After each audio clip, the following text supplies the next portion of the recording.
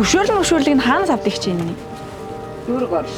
Дүүрэг дээрээсээ л авдаг юм уу те? Манай сонгил гэсэн дүүрэг орж зөвшөөрөхгүй байгаа. Ааха. Сонгих дөрөв тэгээд дүүрэг орж. Хорог орж. Нэг яарч. Тэгээ нэг хин нээлгээд ингээд ард түмнийг биш энэ зөвхөн дарга нарын бизнес л явж штэ энэ бол. Яасаа байгаа гэж бодож. Бас тэр энэ өөс дуудаггүй штэ. Энэ ягаад өвлийн хүүтэнд онгоолгоогүй ч одоо ягаад өрн цаг хэрэглээ ингээд дотор нь ундам энэ бол хувь хүний бизнес гэж бодож байна.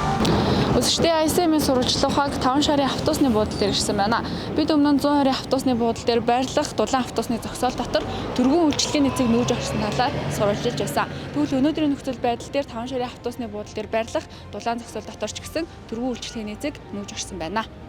Хотын дарга одоогоос 8 сар орчмын өмнө цагим хуудасаараа дамжуулан дээрх мэдээллийг хийсэн байдаг. Үүнээс хойш хотын дарга хүч төрж нийслэлийн хэмжээнд байгаа 1200 гаруй түргэн үйлчлэгээний цэгийг албадан буулгасан. Гэвч нийслэлийн засаг даргын тамгын газраас гаргасан шийдвэр нийслэлчүүдэд ижил тэгш үйлчилсэнгүй. Учир нь нийслэлийн засаг даргын тамгын газрын харьяанд байдаг 5 шарын автобусны буудал байрлах автобусны дулаан зогсоол түүцүүлжээ. Нийслэлд түүц байх ёсгүй хэмээсэн нийслэлийн шийдвэр өөрчлөгдөж ямар иргэдэд автобусны дулаан зогсоолд түүц эрхлэх зөвшөөрөл олгосон нь иргэдийн анхаарлыг татаж байгаа юм. Бацургийг энэ түүц мүцээ нүүлгэж дуусгаж энэ офстоо суугаж хэл. Одоо хэд вэ? Хизээ ингэ 70-80 үлдээ үстэй. Тэгээ тогоор хэн хангаад байгаа? Эрдэнэраа. Энэ зөв юм уу? Зөвшөөрлгүй түүцүүдийг тогоор хангахыг танахаа ингэж байлгаад монторууд нь холбож өгөөд. Зөвшөөрлийг нь хаанаас авдаг гэж байна? Дүүрэг орш.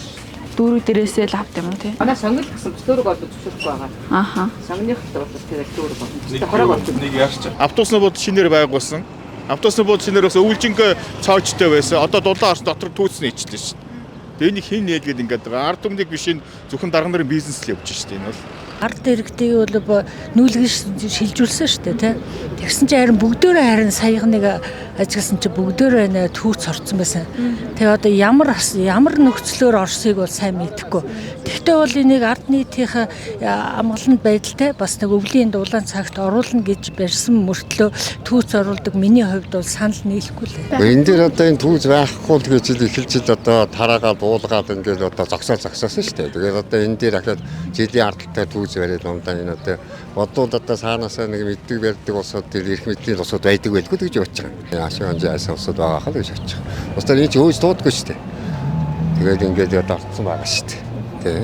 Энэ түүд таны мэтээр нь хизэнээс хойш ажиллаж байна. Одоо нэг 20-д онж шүү дээ. Саяхан гарсан шүү дээ. Энэ түүс нэзэд тий. Түүс болохоор энэ нөгөө энэ жилийн нэг дулаан байр шүү дээ тий. Тэрийг болохоор хаалттай байжгаад одоо болохоор энэ дотор ингээ ундаа усмас юм зараад байгаа байхгүй юу? Тэрийг бол би эсэргүүцчихлээ. Энэ ягаад өвлийн хүүтэнд онгоолгоогүй ч одоо ягаад өрн цаг хэрэглээ ингээ дотор нь ундам энэ бол хувь хүний бизнес гэж бодож байна. Одоо энэ ард түмний амьдралыг бол тэгш байлгах юм бол тэгшгэл байлгах хэрэгтэй. Зарим нь ингээ тавиу зар, зарим нь ингээ хөө туугаал юмыг цацлаад авах шаардлага ер нь байхгүй л гэж бодож байна. Тэгвэл ингээ бороо осонд одоо бид нар чинь тэнгэрийн дув мө бороо осонд энэ дотор ороод зогсон шүү дээ. Одоо ингээд автобус чинь өчнөө хүзээж байна. Одоо баруун талын автобус чирээс ингээд буудал дээр ирээл ингээд ганцхан энэ дотор ингээд эргээл оцорийнхан яваад өгдөг баг. Тэгэхээр энэ дотор чинь одоо ороод хоргодсон шүү дээ бороосонд. Энийг бол би одоо юм заруулахыг бол үнэн эсэргүүцчихлээ. Энэ бол хувь хүний юм байгаа бизнес байгаа.